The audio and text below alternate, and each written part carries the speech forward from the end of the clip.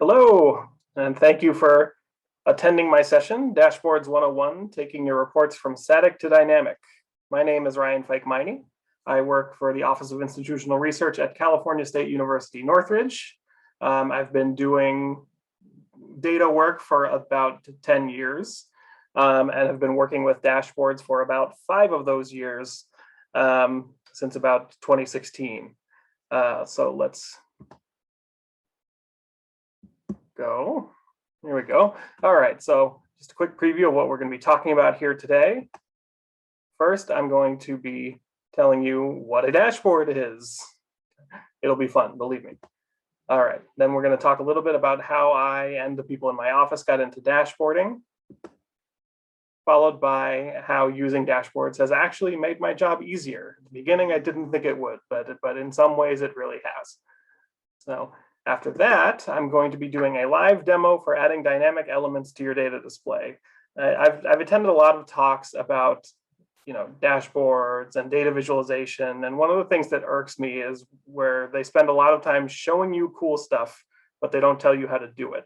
So I'm definitely going to be doing that as part of my presentation, so that those of you who are either Tableau users or use other types of data visualization software may have some tips or tricks to sort of take with you after this presentation. So that's something I'm going to be doing.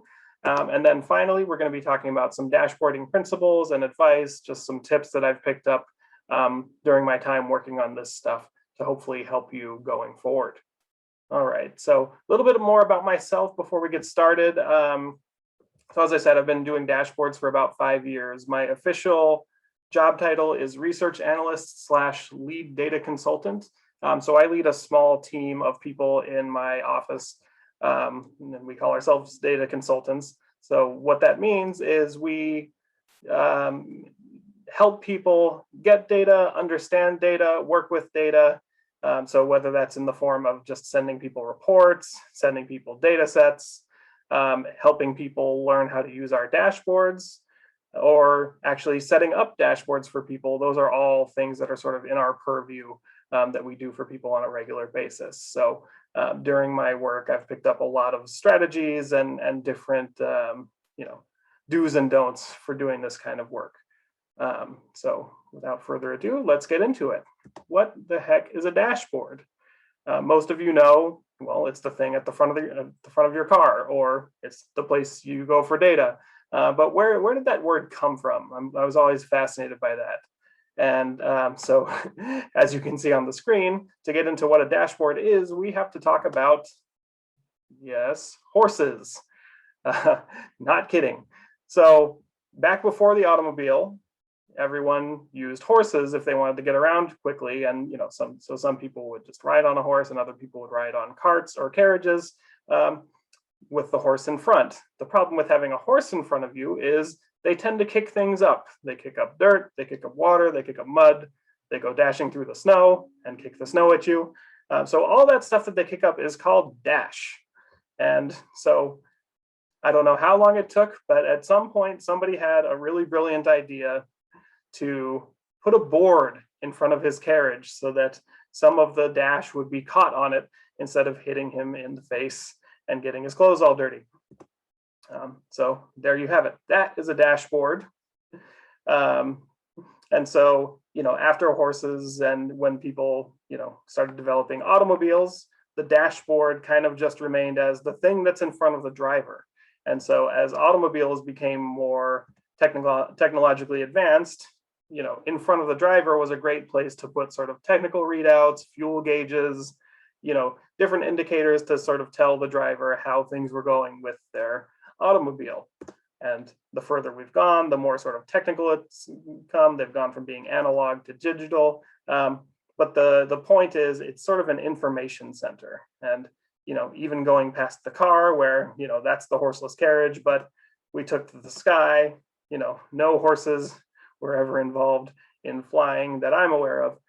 But yeah, we now have dashboards in airplanes, spacecraft, just ridiculous amounts of information that these people need, but it's all there in front of them on the dashboard.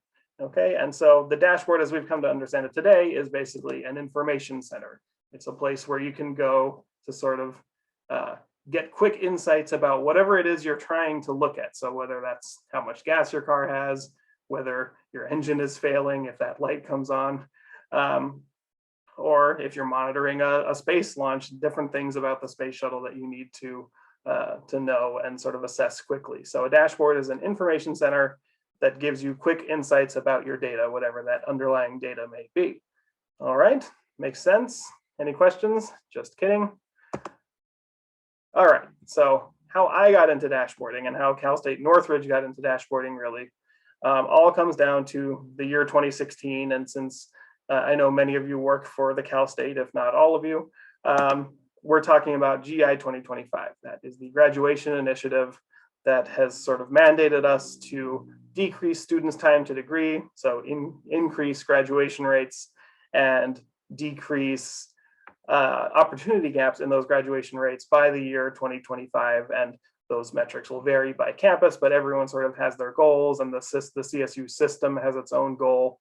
And along with that imperative, we were given a certain amount of funds to aid in doing that. And so one of the ways that our campus spent those funds was to invest in a data visualization software so that it would be easier to draw insights from our institutional data to sort of gauge and monitor the progress of these goals.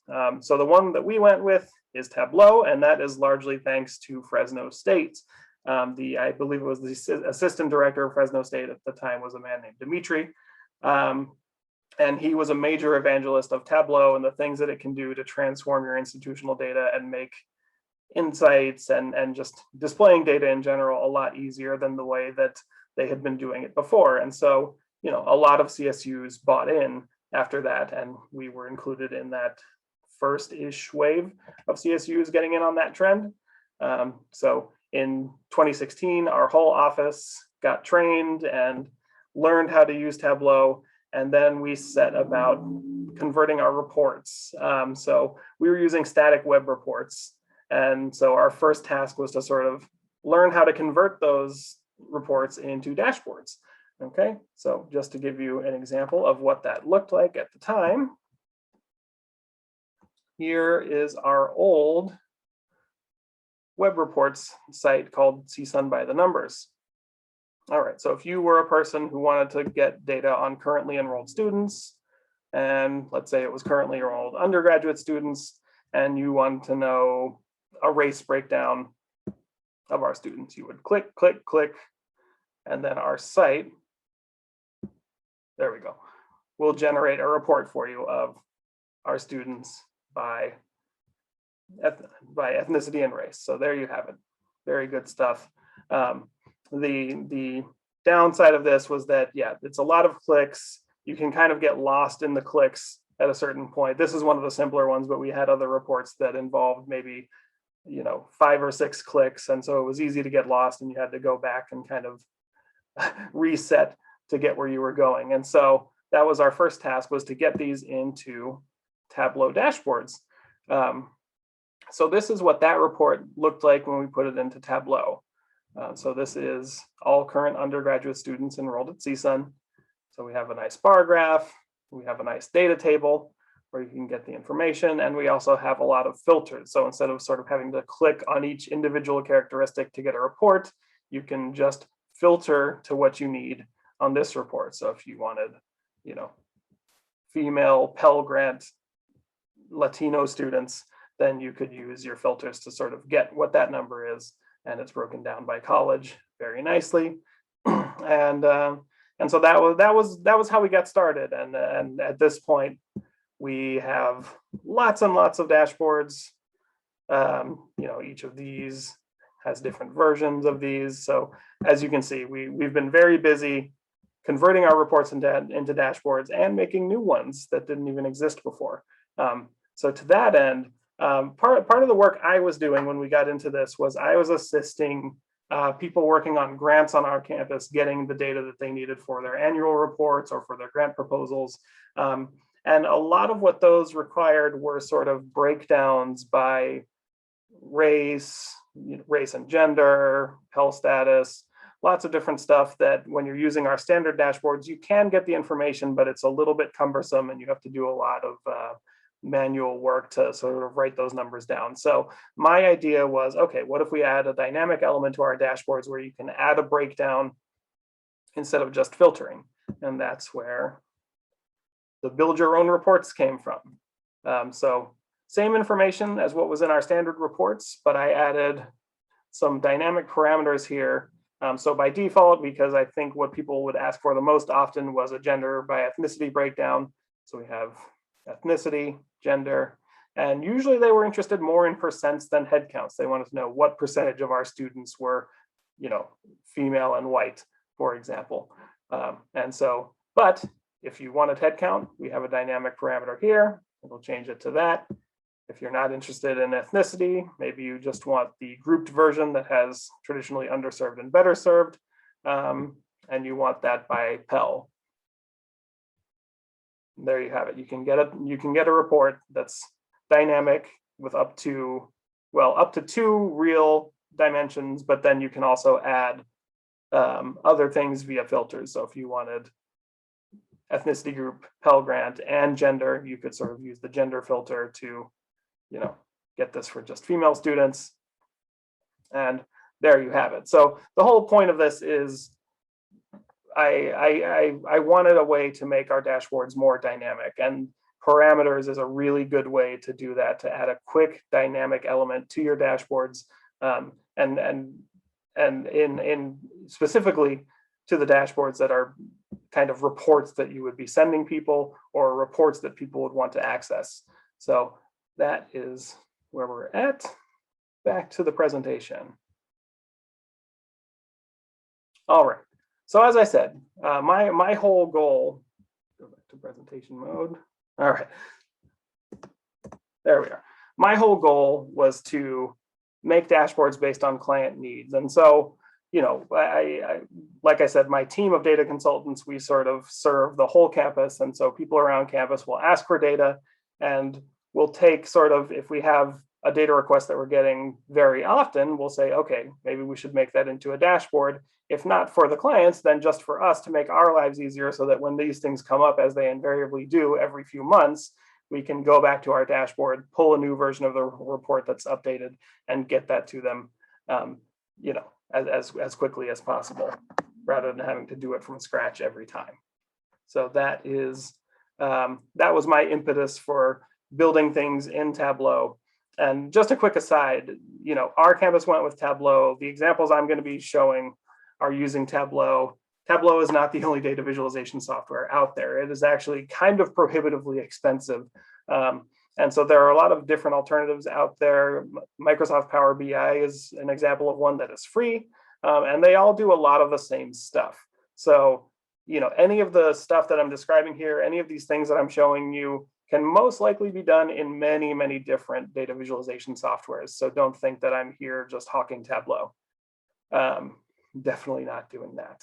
So, all right, let's move on to some examples of how I've been doing this. All right, so here's an Excel file. This is an example of an Excel report that I or maybe some of you may be generating and sending to people who ask for it. Now, just a caveat, this is a mix of real and fake data. None of these building names are actually buildings at Cal State Northridge, and a lot of this data has been transformed by me. So any trends that you're seeing in these example tables are very, very much not real. But I wanted to have sort of a base data set to use. So that's what I did. So yeah, this is maybe a report you might generate where people are asking for a bunch of different data by building on campus. And so we have number of course sections offered by building. We have FTES, very important. That's how we get our money. We have course fill rates, DFU rates, pass rates, course grades, average course duration, lots of different stuff, enrollment. And so the issue with this, there's a lot of great data here. This is a static report.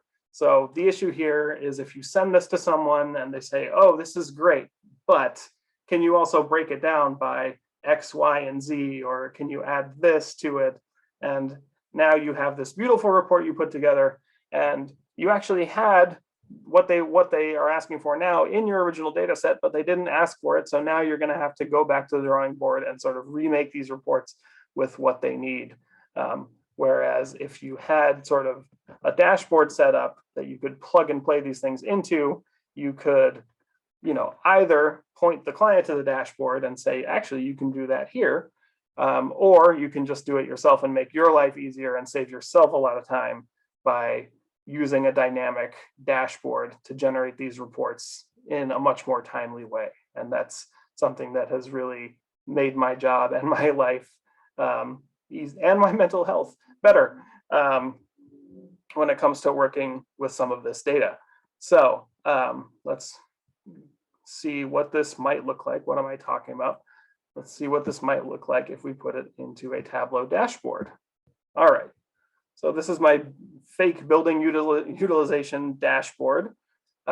So here we have our section count. And as you can see, there's a dynamic parameter right here, data selector. So instead of having 10 different reports, or 8, I think it was 8, instead of doing that, you can just pick which one you wanted to see, because maybe your client wasn't really interested in all of that. They just wanted to know FTES and enrollment, for example.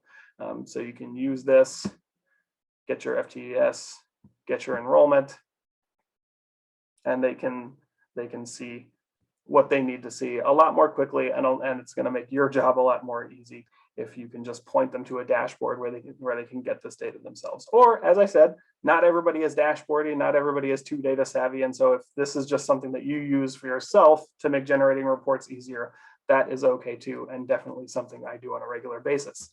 All right, so going back to the top here, I wanted to point out, so there's a lot of dynamic stuff happening on this dashboard. By my count, there's at least 5 or 6 dynamic elements here.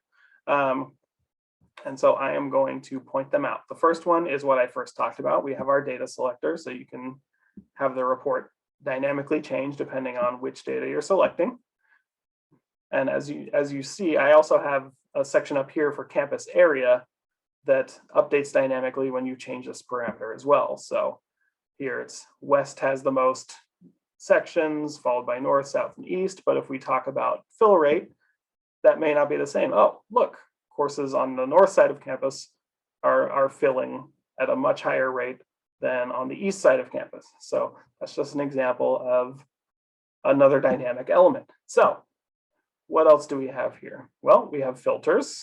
So let's say we just wanted to see courses in the College of Social and Behavioral Sciences.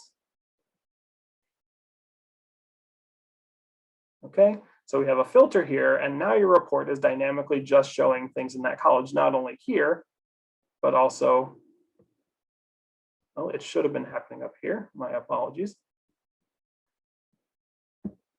If I'd set it up correctly, then this would also be changing there. Sorry about that. Anyway, the point is you have a dynamic element in these filters. And finally, these campus areas are actually not only a data visualization, they're also buttons. So if I wanted to see just what's happening on the south side of campus, I could click here and see which buildings exactly that refers to. Okay, so I can select one, or I can select multiple. I can even control click and select these two. So another dynamic element that is, by my count, I think I'm on number 4. All right, and then finally, our titles are also dynamic. So if I change my data selector, right now it says section count, I change it to DFU rates, then we have our DFU rate here. Our titles reflect what's being selected in our data selector so that your reports have dynamic titles. You can make these titles as dynamic as you want them to be. You can add every level of every filter, and they can have, you know, hundreds of dynamic things in them if you want. I tend to try to keep it down to about 2, maybe 3 if it's super relevant. But the more things you put in there, of course, the more, you know, long and the more convoluted your title is going to be. So it really helps to sort of keep in mind what's important for these reports and make your dynamic title just sort of what the most important elements are. Alrighty. So that, I think, oh, one more dynamic element here. You may notice these pretty colors, red and gray, very pretty, on this report. These are not just for show, these are also dynamic. So if we're talking about section count, the ones that are the darkest red will show the buildings that have the most coarse sections. But if we change it, again, let's say we want to look at, let's look at fill rate. Okay, fill rate's all pretty high, so this may be a bad example, but you can especially see highlighted the places that don't have fill rates as high, and that can be very informative as well. So most of our courses seem to be filling pretty well, but these, for whatever reason, Cutter Hall, again, fictional building, is struggling, as well as the Marlowe Library in spring 2018 for whatever reason. Again, fake, not real. So yeah, dynamic, I think that makes 6 dynamic elements that I just showed off in this one dashboard. And this is a pretty simple dashboard. So, you know, when you're designing one, you can really get creative and get a lot of different elements working together to make a very, very dynamic report. So that is that. So next, I wanted to show you, like I said, I don't like it when they just show you cool stuff that these software can do. I like to actually show how to do it. That way, you know, I can take some actual, you know, actionable stuff with me from these talks. So that's going to be our next step. Let's exit presentation mode and let's go to our sheet. All right, so like I said, if you have a client who's asking for, you know, you make a report like this, or you make a dashboard like this, and it's, you know, it's got a lot of great stuff to it, but you have a client that invariably says, that's great, but, you know, and the but is always, I also need this, or I need to be able to filter by this, or I want to break down by this. That's where adding another dynamic element to your report can be really helpful. So I'm going to show you how to set up this dynamic parameter to add a breakdown selector to put inside this report. All right, so I'm going to make a parameter, create parameter, and we'll call this breakdown selector. All right, data type is going to be string because I'm going to be typing these values in myself. And I'm going to use a list that I'm creating. Okay, so let's say we want to give them the ability to break things down by college, department, days of the week. What else could we do? Course type. We could do that. All right, I think that's enough for this example. All right, okay. All right, so now I have a new parameter here called breakdown selector. I'm going to bring that out and show it. Oh, almost forgot. Whenever I make one of these, I always add a value for none, because there will be people that don't want to break down. They just want to see things by building, and you don't want to muddy up their report by adding breakdowns where they're not needed. Okay, so let's do that. All right, now I have none on my drop down here. So that would be the default. But then if they wanted college, as you can see, nothing is happening. Why is nothing happening? Well, nothing is happening because all I've done right now is make a button. All right, the next thing to do is to actually tell Tableau what that button is going to do. All right, so I'm going to make a calculated field for breakdown selector. And to link this to your parameter, you need to make a case statement. So case, and then you type in your parameter name. All right, so in the case of this parameter, what do I want Tableau to do? Well, make a when statement. So when my button says none, then we're going to have Tableau do nothing. Okay, so I'm just going to add a blank space in quotation marks, and then that is going to tell Tableau that nothing is going to be there when none is selected on your breakdown selector. Now we'll get into the fun part. All right, so when college, then we're going to link it to our college name field. All right, same one that we have on the filter here. Department, and department name. And hopefully I'm remembering all this correctly. When days, then days, and it helps if your buttons match the name of your fields. That won't always be happening, but it is helpful and nice when it happens because you don't have to sort of guess and recall. And then what did I say? I said course type, I believe. Course type, then, and here's an example where it doesn't match exactly, but it's close enough. Course type. All right. And Tableau will tell you if you haven't done this right.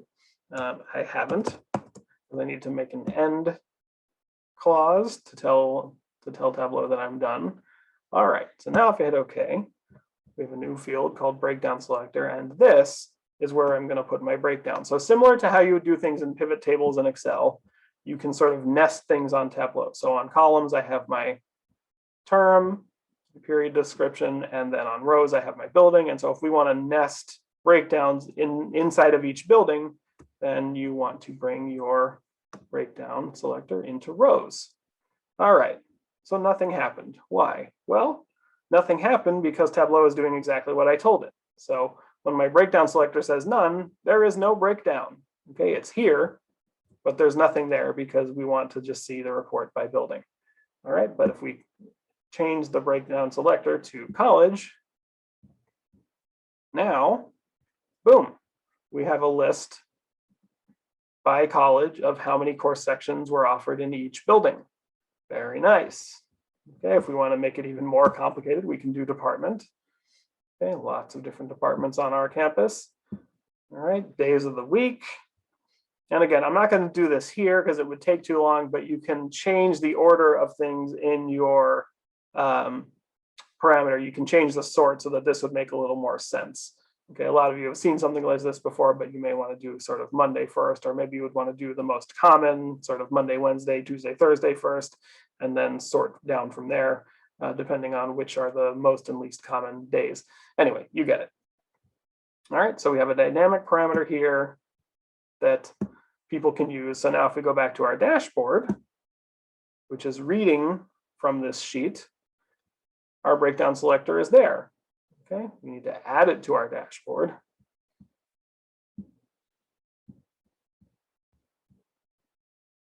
Which we can do here. Parameters. Let's add our breakdown selector in there. Oops, I have to move my head for a second to be able to see that on my screen. All right. So let's move this over here. Put my head back to the corner. There we go. All right. So we have our breakdown selector here. So now when people, and I'm not going to spend a lot of time formatting, but we can format it so that it would be up with our other parameter.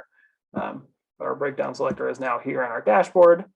We can break things down and your clients and you are happy. All right. One more thing I want to show you in terms of adding dynamic stuff to your dashboard. So I talked a little bit about nesting. Okay, so if you have a variable that nests within another, similar to college and department, right? So each department will be contained in a college. Or in the case of this report, each building is contained in a campus area, right? So let's say we wanted to have that nested where it would actually start with the campus area and go down to the building, but we don't want it to always be that way. We want the report to actually start with campus area, and then you can break out the nesting if you want. So how to do that in Tableau, it's called creating a hierarchy. So let's create a hierarchy. The way to do that, so we're going to put campus area in there. All right, so I'm going to go down and create a hierarchy. And I'll just have it called campus area. That's fine with me. All right, so we have that, and then whatever nests underneath it, you can add to your hierarchy as well. So in our case, it's going to be building. So I'm going to add to hierarchy. Now that I've created it, it's here. All right, add building to campus area. There we go. All right, now, in order to make this work, I'm going to real quickly, don't panic, remove building from my sheet here, and I'm going to bring in the hierarchy instead. All right, so now we have a hierarchy that's, and again, you can sort this if you want to sort of make the most sense. So east, north, south, west, maybe not, maybe do north, west, southeast, or however you want to do it. Anyway, the point is when you have a hierarchy like this, you can actually expand it within Tableau, within your report, to sort of make things even more dynamic, because that's the whole point. That's what we're talking about here. All right, so let's go back to our dashboard, which has now updated with what I've done. Beautiful. All right, so we're starting with just the campus area, and we can add a breakdown if we want. So if we want to see college sections by college for each area of campus, boom, there you go. Maybe we're not as interested in the building as just the area of campus. Or maybe you start there and then you expand. Boom, we got everything in there. All right, very dynamic, very cool. Maybe cool? No, very cool.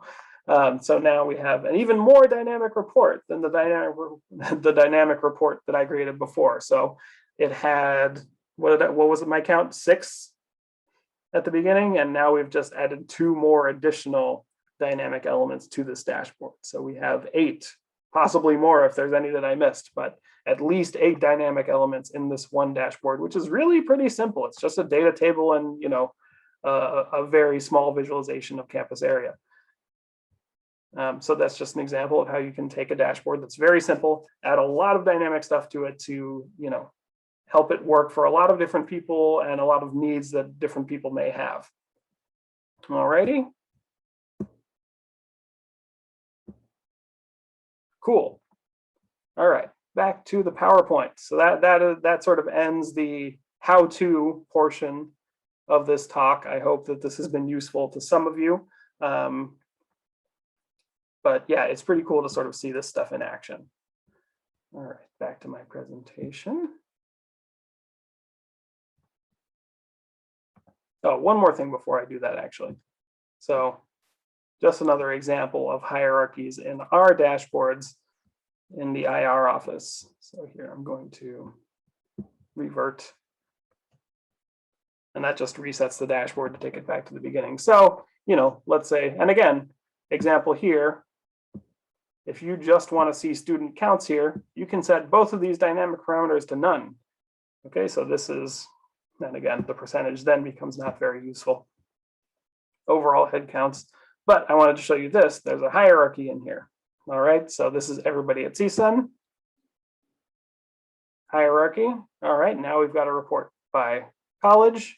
Our hierarchy has even more levels. By department, boom, right there. And there's more.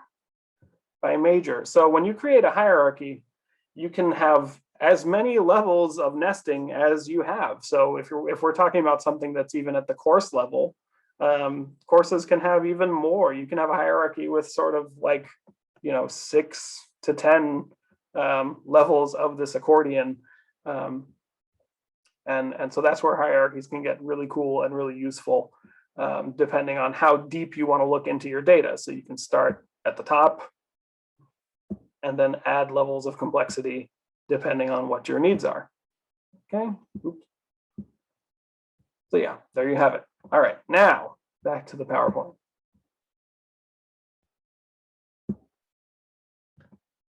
All right, so we showed our examples. And now some dashboarding tips. So again, this is just some stuff that I've picked up during my time and stuff I've picked up from other people who have been helpful to me, that I want to pass on to you in terms of getting started on dashboarding, or if you're already dashboarding, just some things to keep in mind to set you up for success. All right, So tip number one, know your audience. So there's a lot of different audiences that you could be making a dashboard for. I've talked about several in this talk. Let's start at the bottom. You may just be creating a dashboard for yourself. Okay, like, if this is something where you create a dynamic dashboard just to make your life easier in terms of generating reports, then you are your audience, and that becomes really easy because you get to just ask, okay, what do I want in this dashboard, and go from there. But there's other audiences too. So maybe you're creating this for people inside your organization, so people that may know your data but not as well as you do, and so you sort of need to keep their levels of data literacy and expertise in mind when you're creating that, and also just sort of what their needs are. Or maybe you're creating it for a client, or a supervisor, or someone who's asking for a report, and so what they want to see and what works for them may not be what works for you, and sort of keeping their needs in mind is important. Or the fourth type is the public. Okay, if you're making a dashboard that literally anyone can see, then you need to have things be maybe a little simpler, less jargon, stuff that would be very, very accessible to almost anyone who comes and reads your report or looks at your dashboard. All right, so first part of this tip is making your dashboards as accessible as possible. And again, this will depend on the audience you're making it for, but most dashboard software will have some suite of accessibility features when we're talking about the ADA. So most of them are screen reader compatible and that kind of thing. But then there's also like colorblind considerations. So if the colors you want to use are red and green, and you're making a Christmas dashboard or something, you might want to be careful, because red-green color blindness is the most common type. So using those two colors together may not be the best combination to set you up for success and set your users up for success in terms of being able to make insights if you're using a lot of red and green.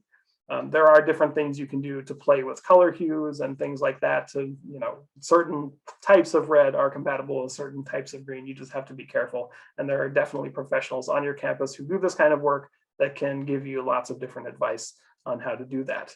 The other thing about dashboard accessibility is just the size of your type.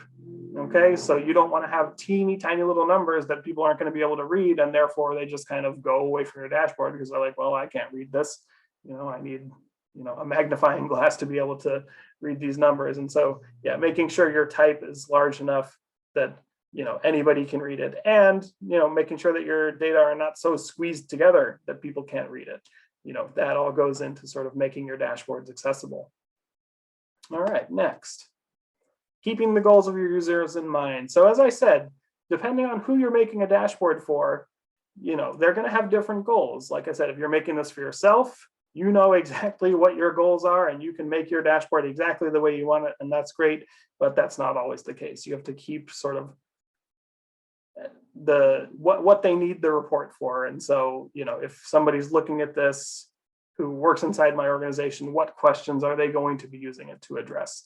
And let's design our dashboard, put our filters in the right place, put parameters in the right place to make sure that they're set up for success and ease of use. Okay, so there's that. And then, like I said, if you're making something for the public, that's a whole other animal, where you want probably the simplest version of your dashboard that really gets right to the point with minimal filtering, so that they can really just sort of get to the insight that they need to get to as quickly as possible. And there's some level of curation involved in that, where you sort of have to guess at what that might be. But yeah, just something to keep in mind when you're designing a dashboard is sort of keeping the question in mind of sort of, what is this going to be used for, and how can I set it up to make it as easy as possible for people to use my dashboard to do what they need to do. All right, next, keep complexity to a minimum. Like I said, especially in the case of the public, you want this to be simple. You want, and just think of a car dashboard. If you have too many numbers on there, if there's too much data there, too much display, it gets kind of hard to read and to see what you need to see. Whereas if there's just, a fuel gauge, maybe some indicator lights, then it's really sort of easy to see if things are going okay or not. All right, so sometimes complexity is needed, sometimes it's necessary, and sometimes it's not. And like I said, when I was using hierarchies, sometimes maybe you want to start at the most basic level and allow them to expand it if they need to. But sort of keeping things simple at the beginning and allowing people to make it more complex if they need to is maybe where to start. All righty. Next tip, pick the right visualization type for your data. All right. So there's lots of different charts. There's lots of different things you can use. And some of them are really cool looking, but the coolest looking visualization isn't always going to be the best choice for your data. So you really want to try to, like I said before, keep complexity to a minimum. And that involves, your chart types as well. You want to keep it simple wherever you can. So a lot of people get bored with bar graphs. I've seen bar graphs. I'm so bored. Let's use something different. Well, sometimes the tried and true method is tried and true because it is actually true. It is truly the best way to show your data. Okay, so if we're talking about bar graphs to show just numbers or percentages, or if we're talking about line graphs to show progression over time, there's a reason that those chart types have persisted so well over the years.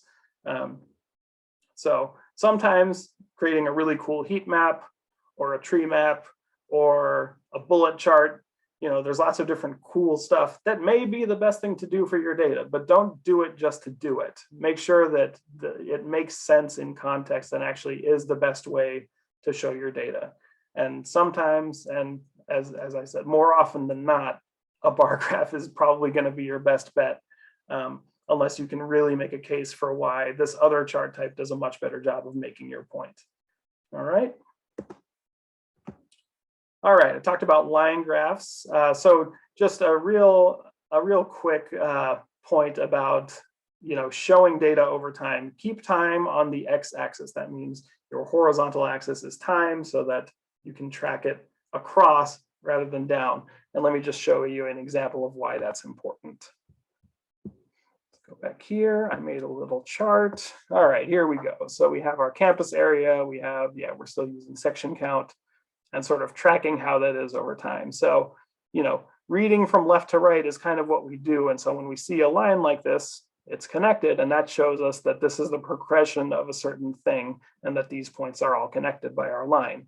All right, if you switch that, and this happens a lot in reports that I've noticed too, sort of when you're doing things by term or by year, sometimes people will put that on the, in columns or on the y-axis. And it's just not as intuitive to sort of track changes when you're reading up to down rather than left to right. And so little example, let's change my chart here. All right, so look, now we've got time on the y-axis and our changes are going down like this. Now, this could be in a report. Obviously, if you have a line graph, it's probably not going to, you're probably going to notice right away that doesn't look right. But this also applies to static reports or other reports you create that have, a temporal element. It's usually a lot more intuitive to track things across than down. Okay, so if you imagine this just being a report, these numbers are all on top of each other. It's a little easier to track if you're looking left to right than up to down. All right, let's fix this because it is ugly. Much better. Okay. All right, back to the PowerPoint. Oh no, spoilers for what's coming. All right. All right, so the final point, avoid pi, and not just because of the carbs. All right, so pie graphs are almost never the right way to show your data. They're very popular and people like them, something about sort of the roundness, or people, I don't know what exactly it is, but people gravitate towards pie charts. And as you can see here, this is a really good example of a case where most of your pie is here, and then the rest of it, and this is probably where you're going to want to do some data exploring, is really hard to read and really hard to differentiate. So you have your labels here, but if you were just looking at the width of these pie slices, would you really know that that's 14%? No, you wouldn't really know that that's 5%. And it gives you very little context in terms of the size of the pie slices to how they actually translate to the data you're looking at. And so you need these labels, which cover the pie slices anyway. And so if all you're doing is reading the labels, maybe you didn't need a pie chart. Maybe you just needed a data table to show these things and just order it by, order it descending by percentage. That might be better than this pie chart, which, may look a little cool. I don't think it does, but some people might think it does.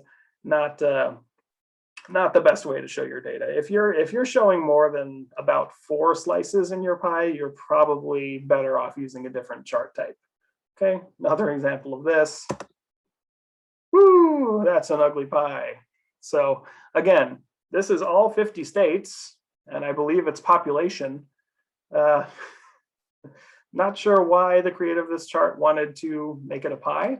But again, you can see California and Texas have the most, New York, and then, but even then, it's really hard to see sort of what percentage this represents. It's a big slice. We're not really sure how much of the pie it represents, but yeah, and then as you go around and around, you have this sort of nautilus configuration. And so this chart is really not going to be your best bet in terms of communicating your data. All right. There are cases where maybe a pie chart is effective. I'd say usually it's in cases where your slices are both, if you have 2 slices and they're both rather big, maybe there's an effective way to do that, or even 3.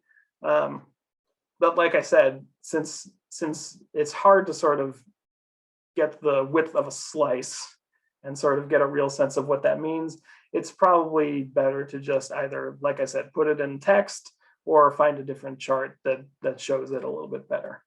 Okay, like I said it before, bar graph has an axis. It's a little easier to sort of match the top of a bar to where it sits on an axis, where you can sort of make comparisons and get an idea of what that means, whereas a slice of the pie without a label is fairly useless. Alrighty, let's move right along. All right, add emphasis to your visualizations. All right, and that, I talked about it a little bit before, but what I was doing is using something called pre-attentive attributes. And a lot of you do this when you're making reports without even realizing it, but the pre-attentive attributes are something that, if you've taken a class in perception or in psychology that sort of talk about this stuff, it's what draws the eye before you even realize that it's something interesting. Okay, so color can do that, the size of something can do that, highlighting, like maybe you put the relevant row of data in your report in bold to sort of emphasize it. That's using a pre-attentive attribute to draw someone's attention to a certain portion of your data before they even know that it's important. And then they look at it, oh, that's why it's highlighted, because it's the most or the least or whatever it is. You can use conditional formatting in Excel to do that. Lots of different ways to accomplish that. Okay, then there's grouping, if things are together versus not, that is something that can draw the eye. The position of something, our vision tends to, we tend to read left to right, and so our vision goes to the top left first, okay, and then down. There's something called I believe it's called the F formation, that we tend to read sort of all and then down in sort of an F shape. Anyway, very interesting. I don't have enough knowledge about it to really talk about it. So moving on. All right, here are some more pre-attentive attributes. There we go. And so this is just an example of how you can emphasize different things or format things or group things to make the insights that you want your user to find stand out to them more easily. All right. So I'm going to go back to my report just to show you how I'm using a couple of these pre-attentive attributes in my dashboards, practicing what I preach. All right. So you notice I'm using color in a couple of different ways in this dashboard, in this visualization. So there's, color can be a way to differentiate between things, which is what's happening here. But it can also be a way to sort of see the amount of something if we're talking about color, saturation, and hue. And so in this, we're using dark red to indicate a lot. We're using gray to indicate a little. And then there's different shades of each in there to sort of draw our eye to what's a lot, what's a little, and what's in between. And so the color, hue, and saturation can really be a good quick guide to sort of, if you were looking at this report and wanted to really quickly see which building had which campus area had the most people, then you'd know it was the West. Or if we expand it out, we're going to get even more differentiation here. And so you see, oh, it's Fraser Hall. That has the most people. And then Drake Hall, second most. And you can definitely see the auditorium and performing arts center have the least. Makes some degree of sense. So there you go. That's a way of using a pre-attentive attribute to sort of highlight your data and make things stand out, so that people don't have to just look at the numbers and try to sort of go from the numbers only, like they would in this Excel report. Like, yeah, you look at the numbers, you can see, okay, yeah, this one's all in the thousands, so that's obviously the biggest, but beyond that, it gets a little hard to sort of see right away where things are. Whereas if you're using data visualization techniques and using color and highlighting to sort of draw people's attention to it, then it makes it really easy. And as I said, when you make this dynamic, it really helps. Well, this is going to be the same because enrollment and section count. But having a dynamic element, so that really helps this when we're talking about fill rate. You see, okay, most of these things are filling pretty well, but you can see very well from the color saturation which ones are not. So that's an example of how that can help you draw insights. Okay, the next one is size. Okay, so where am I using size here? Up here. So these buttons for campus area are actually dynamically changing depending on how similar they are. Okay, so if we go back to section count, so you can see the West is the biggest. So you don't even really need this number. Before you even see the number, you see that the West is the biggest button. And so that's a visual clue to, oh, the West has the most, whereas the East is by far the smallest.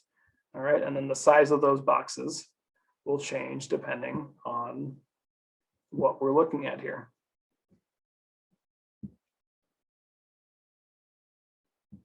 Okay, so here, not very much difference. Obviously, if we're talking about GPA, there's not a lot of variability there, so that makes a degree of sense.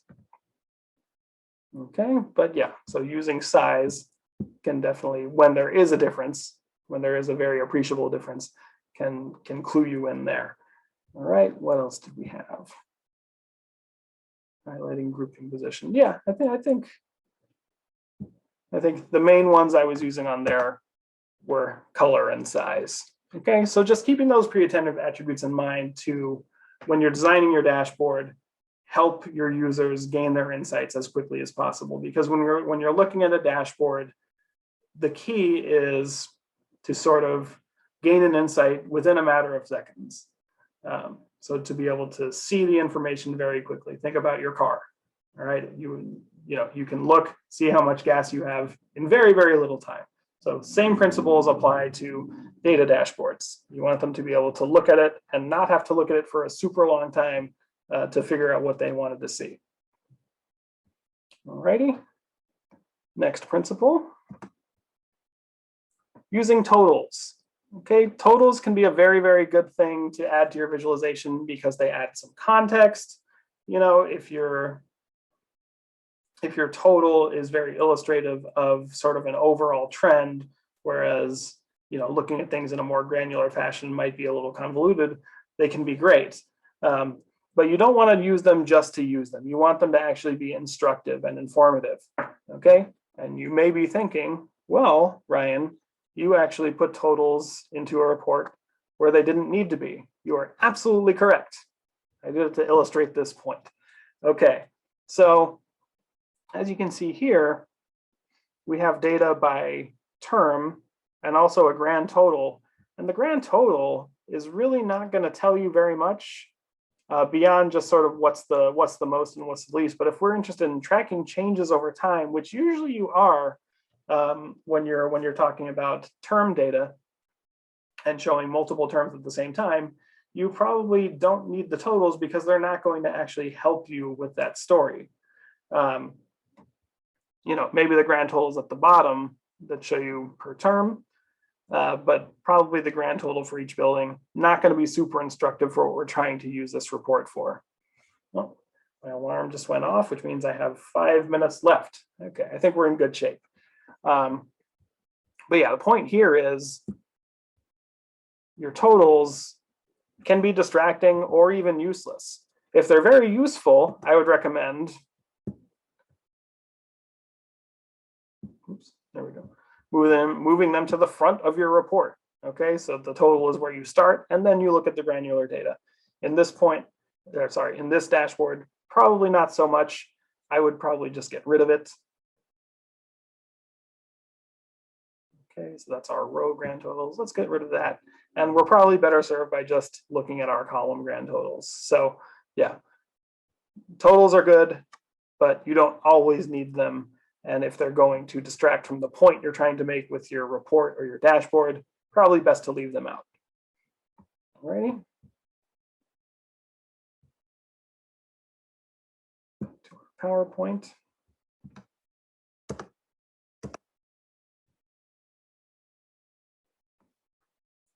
All right, so this is where I would be taking questions if we could, but since this is all pre-recorded, I assume that you all just gobbled this all up and had no questions, and that was perfect. So thank you all for saying so. All right, so now we're at the end. So just wanted to say thank you for watching or maybe listening. I've been to my share of virtual conferences at this point. I know that attentive watching isn't always 100% of what you're doing at these things, but thank you for attending. I really appreciate your attention. Hope that you were able to take something out of this talk. Wanted to suggest a couple resources. I have used these in the past. They've really helped me sort of gain an understanding of, sometimes gain an understanding of what I was doing correctly, but more often than not to show me something that I may have been doing wrong. And so the first is the Big Book of Dashboards, written by 3 people who have done much more of this than me, so they have a lot of expertise and knowledge that you can draw from. But the cool thing about the Big Book of Dashboards is it has lots of real world examples and real world use cases for the need for a dashboard, what was done, maybe there were different iterations of it, what was being done right, what was being done wrong, and what the best strategies are to show that type of data. Lots of cool stuff in there. And then the second is a book called Effective Data Storytelling. Again, very, very good book about sort of keeping context and the goals of a dashboard insight in terms of helping people gain insights, because that's usually what you want from a dashboard, is to sort of help people gain insights about their data that they may not have been able to see via a static report. And so that's where adding dynamic elements and making your reports dynamic can really help to aid people who are looking for insights in your data. All right, so I think that's all I've got. So because we can't do a Q&A, I would really encourage, for any follow-up questions, any points of clarification you need, contact me. My name is Ryan Feyk-Miney. My email is there, ryan.feyk-miney@csun.edu. You can also find me at LinkedIn if you want. I'm not super active on there, but I will respond to messages. And if you want to add me, I would have no problem with that either. So thank you very much. Enjoy the rest of the conference. I really appreciate you watching and hope you have a great rest of your day. Bye-bye.